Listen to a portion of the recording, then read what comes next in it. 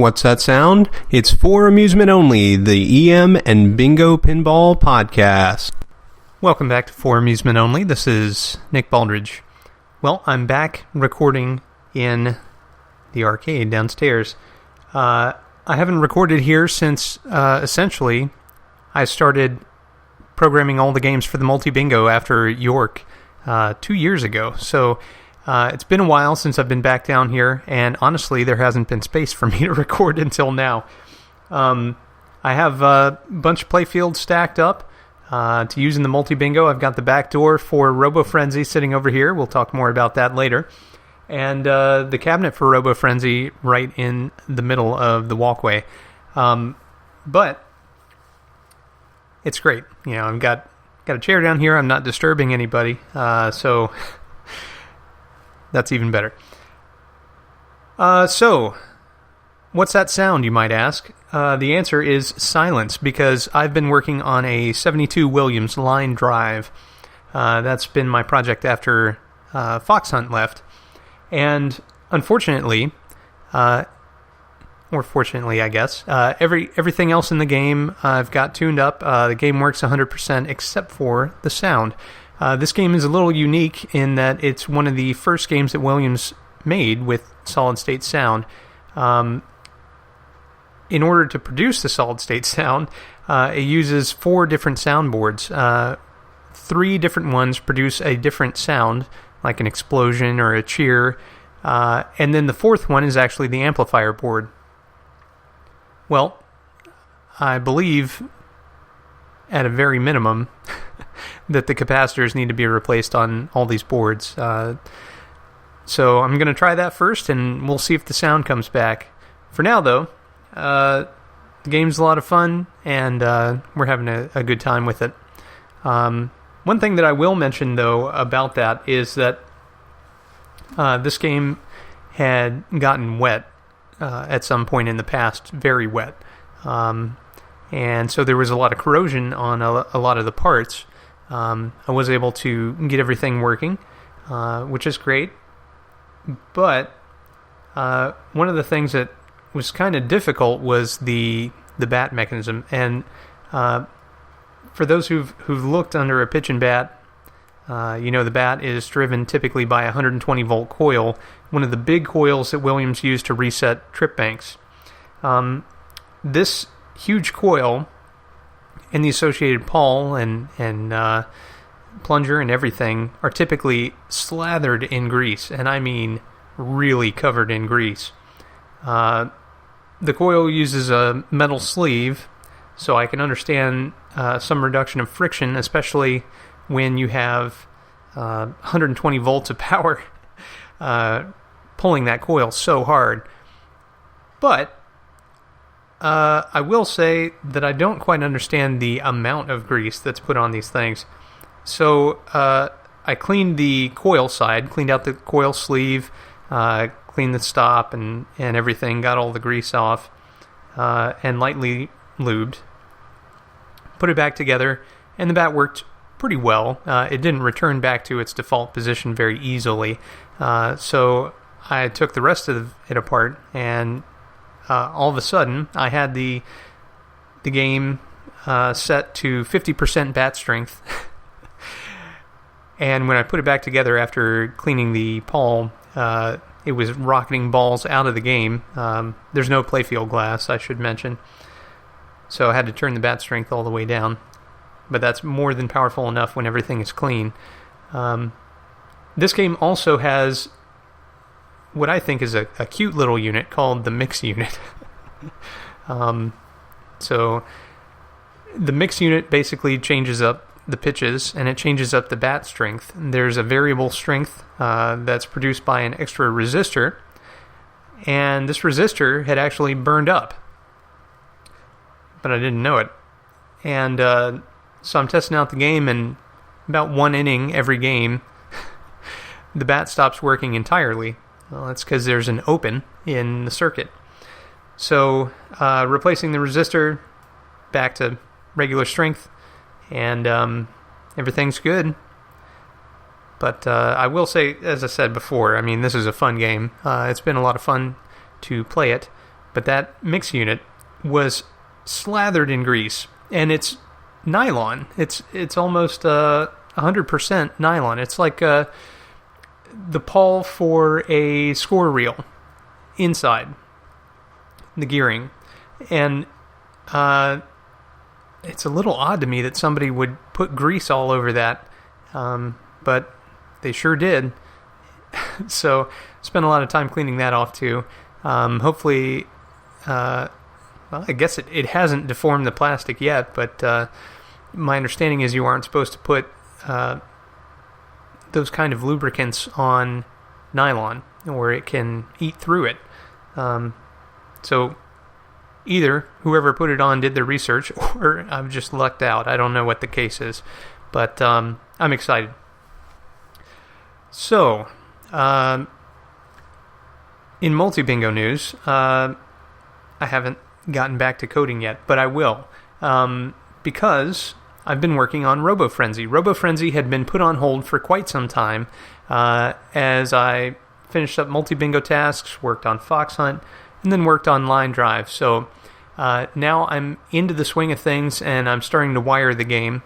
I'm going through, and I've been posting pictures to Instagram and Facebook, but basically I sit there with the schematic and the back door, which has most of the relays for startup and scoring on it, and have been marking through switch by switch, wire by wire, the colors that I'm using, and all the connections and so forth. So that's going very well, actually. And so far I've got all the hot side of all the coils tied together. Of course, in AC, hot and switched aren't really a thing. So I've got one side of the coils all tied together, and I've got my two delay relays, which are the Octopus hit relays, wired up, along with the lamp socket that's going to drive those. For those unfamiliar with the Bally delay style circuits, the way this works is on a circuit like the over-the-top relay or the tilt relay on some of the later Bally EMs. They added a lamp socket with a 455 in it.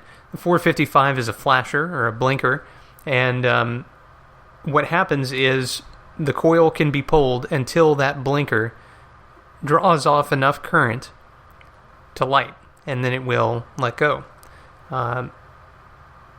We'll see if this works. Right now I've got it wired up with Williams coils. It may be that I have to change those out for Bally relays, but I've got some of those handy that I can use. So, aside from that, it's really going to be setting up the interior of the cabinet, which is going to be mostly empty.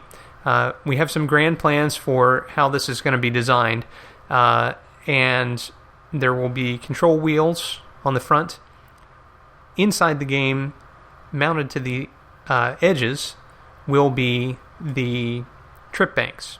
So the trip banks are going to be used to measure your progress in creating the larger robot. The goal of the game, you have to carry a gear from the bottom back up to the top 6 times in order to complete a robot. But in so doing, you've angered this giant octopus, and the octopus is going to try to stop you. And if it touches you, you get hit, and it makes you drop the gear and prevents you from picking another one up until that delay relay cycles, until it lets go. So we'll see if this all works here once it's wired together, but the nice thing is it's coming together very nicely. I did have to add a secondary transformer. I had thought about replacing Bally coils with Williams inside a Bally unit, but kind of ruled against that, thinking that A, I don't really want to experiment a lot with different Williams coils until I found one that fit, and B, I'm not sure if it can overcome the mechanical resistance in the Bally unit that's expecting 50 volts, so I'll just cut that problem out entirely by using a Bally transformer as well, Double the weight, double the fuses, but should work very reliably. So we will see. But I have several Bally units and coils and things, and I feel like rather than trying to take apart, say, a credit meter and putting in 24-volt coil, or trying to drive it at 24 volts and seeing what happens, I'll just go ahead and drive it at 50 and everything will work just fine. So, that's all for Robo-Frenzy for right now. I've got holes to drill, I've got coin door to mount, I've got all kinds of things to do, but I'm getting pretty excited. Of course, my initial testing won't have art or the hand wheels, so I'm going to have to improvise a bit, but luckily I know how this game is made somehow, so I should be able to trip the appropriate relays and ensure that everything is working properly, even without those controls. So, in other news, we've come to the year of Flipperless. Travel back in time to February of 1935, and we will find Pamco's Roto Lite. Thank you to Dennis for the suggestion. So we've covered Roto Lite before, a long time ago, but I had much less of an understanding of the games designed by the fellow who designed this, Don Hooker, than I do now, and also I believe there were fewer photos available on the IPDB back when I covered this. So it's with great pleasure that I revisit Roto Lite with some updated information. Roto Lite is an interesting game.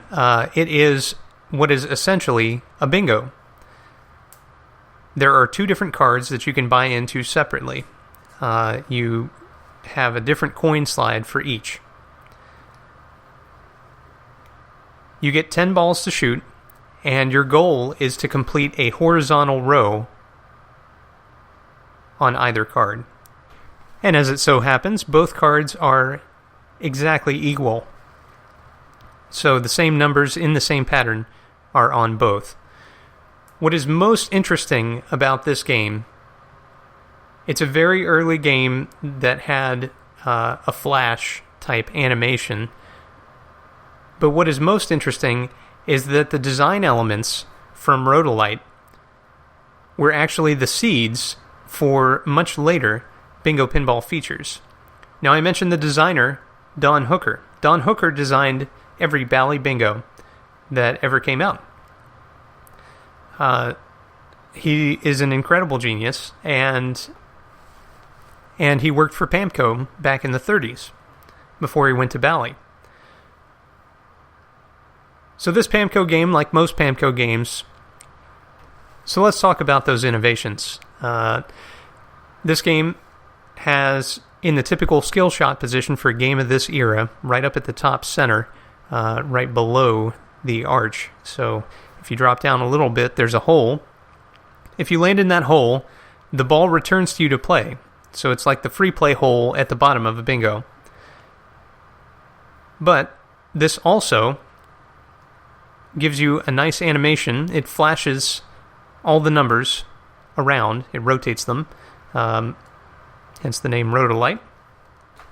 And to understand what's going on when the game spins, I think it's important that we take a moment and look at the card layout itself. As I mentioned, there are two cards, both with the same layout. The top row is yellow and is 1, S as in Sam, 15, S as in Sam, 6. The second row is red, is 7, 13, S as in Sam, 15, S as in Sam, 12, and 2. The third row is green, 3, S, 15, S, 8. The fourth row is red again, 9, 11, S, 15, S, 14, 4.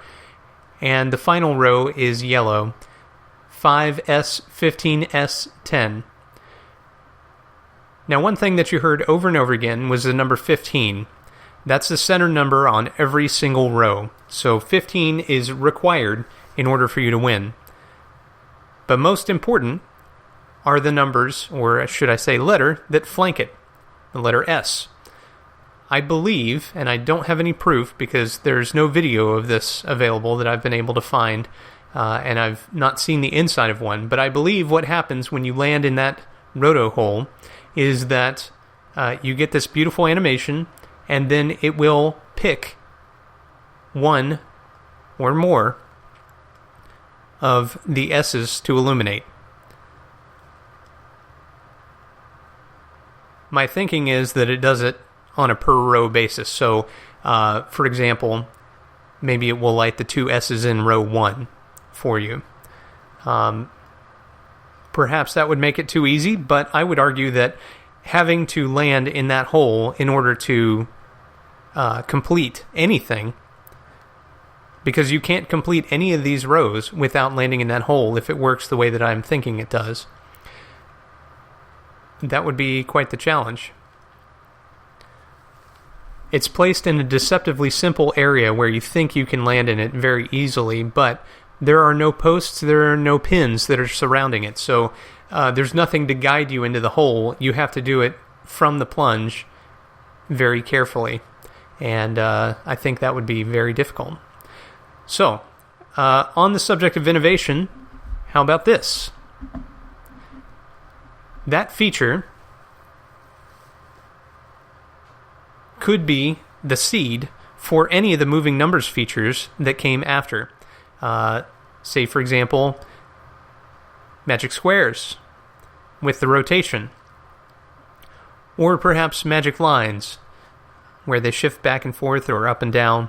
I think it's really interesting to see these early games that Don Hooker designed and compare them against the later ones and see how he grew as a designer, but also to see that he was thinking in terms that were so advanced in the 1930s that the industry really wouldn't be able to catch up until the 1950s. I find that absolutely fascinating. So another innovation with this game is different payouts for different colors.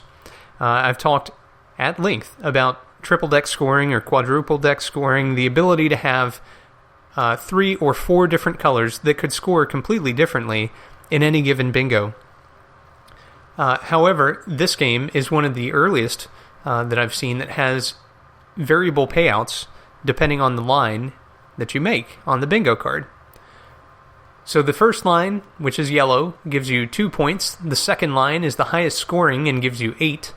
The third gives you 3. The fourth gives you 5. And the bottom gives you 2. What's intriguing to me about that is that, again, Don Hooker had thought about how difficult it was to complete the sequence on the second line. And he said, if you're able to do that, you get a big reward. But most likely, you're going to be shooting for that, and you'll wind up missing all of them. Don Hooker, I said it earlier, and I'll say it again, was a genius. I mean, he really thought about how the player would be impacted with choice, as well as how the game design, the playfield design, would allow the player to make decisions that would impact them positively or negatively, and generally negatively. So, let's talk more generally about this game. This is a Pamco game. Pamco, as far as I know, only used stool pigeon tilts. These are tilts where there is a tiny steel ball that sits on a piece of metal, which is protruding from a piece of metal that's underneath.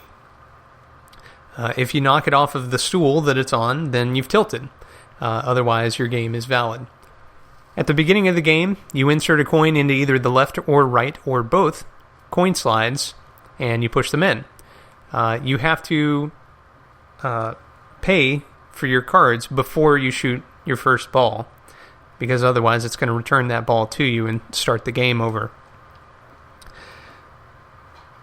The interesting thing about the cosmetic setup of this game is that, like many of these multiple coin games that were very early where you could buy extra cards, the design is such that right in the center of the apron is one of the slug viewers.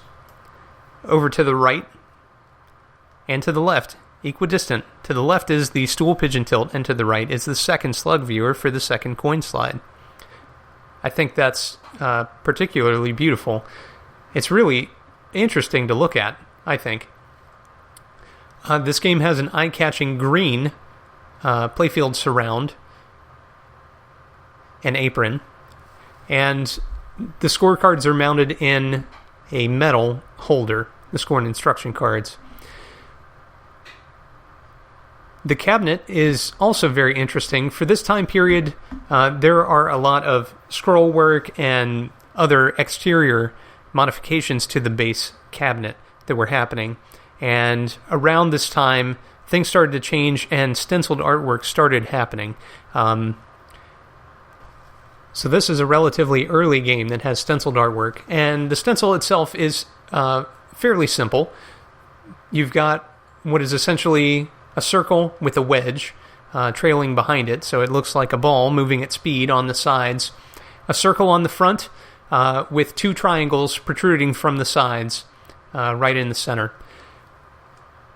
Your shooter rod and ball lift assembly are over to the right. The shooter rod is a square Pamco style, and the ball lift is directly underneath with its own bracket and everything.